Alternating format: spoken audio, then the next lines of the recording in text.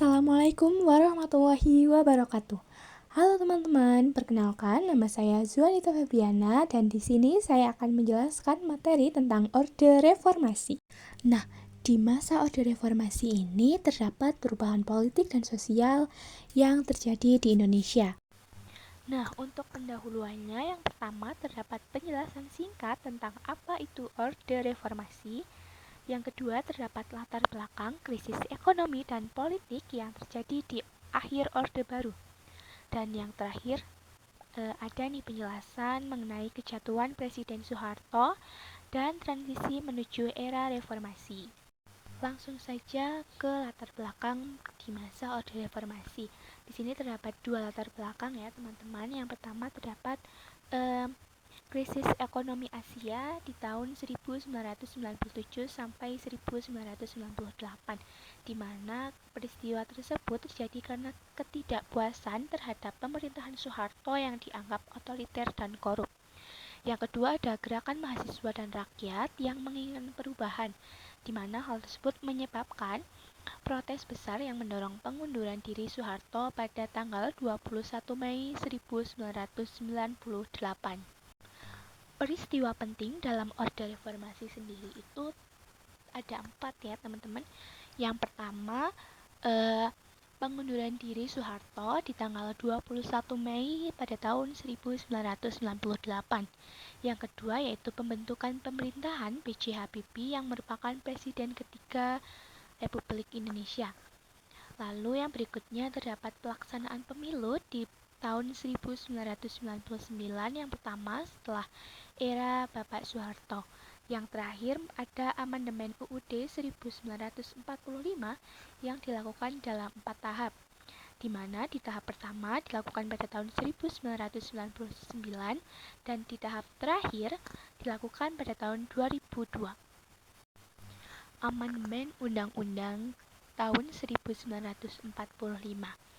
Nah, tadi kan sudah saya sebutkan bahwa peristiwa di masa Orde Reformasi itu terdapat 4 amandemen UUD 1945 di tahun 1999 sampai tahun 2000. Nah, pada amandemen pertama yaitu di tahun 1999 itu mengamandemen pembatasan masa jabatan presiden, dan di tahun 2000 yaitu amandemen kedua terdapat pengaturan sistem pemerintahan yang lebih demokratis.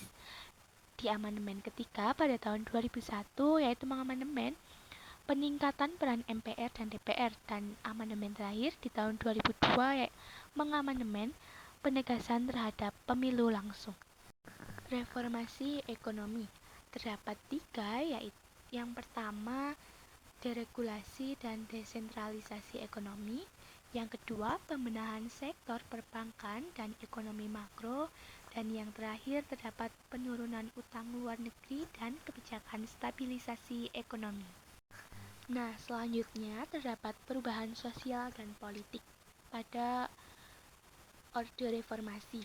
Yang pertama, penyelenggaraan pemilu langsung, yaitu mengganti sistem pemilihan yang dulu dikuasai oleh presiden.